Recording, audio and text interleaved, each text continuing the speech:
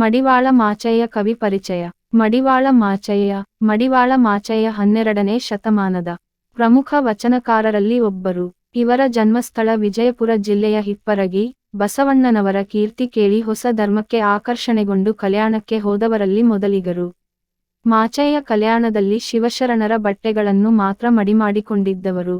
ಇವರ 353 ವಚನಗಳು ಉಪಲಬ್ಧವಾಗಿವೆ. ಇವರ ವಚನಾಂಕಿತನಾಮ ಕಲಿದೇವರ ದೇವ ಎಂಬುದು. ಶಿವಭಕ್ತರು ಅನೇಕ ಸತ್ವಪರೀಕ್ಷೆಗಳಿಂದ ಪರಿಶುದ್ಧರಾಗಿದ್ದಾರೆ. ಅನ್ಯಾಯ ಮಾರ್ಗವನ್ನಿಡಿದು ನಡೆಯುವ ಸಾಮಾನ್ಯ ಮನುಷ್ಯರು ತಮ್ಮ ಹೀನ ಕೃತ್ಯಗಳಿಂದ ಅನೇಕ ಜನ್ಮಾಂತರಗಳಲ್ಲಿ ಬಳಲುತ್ತಾರೆ. ಶಿವಭಕ್ತರನ್ನು ಈ ಜನ್ಮಾಂತರಗಳಿಂದ ಬಳಲಿಸದೆ ಅವರಿಗೆ ಶಿವಾಚಾರದ ಸನ್ಮಾರ್ಗ ತೋರಿಸು ಎಂಬುದು ಈ ವಚನದಲ್ಲಿದೆ.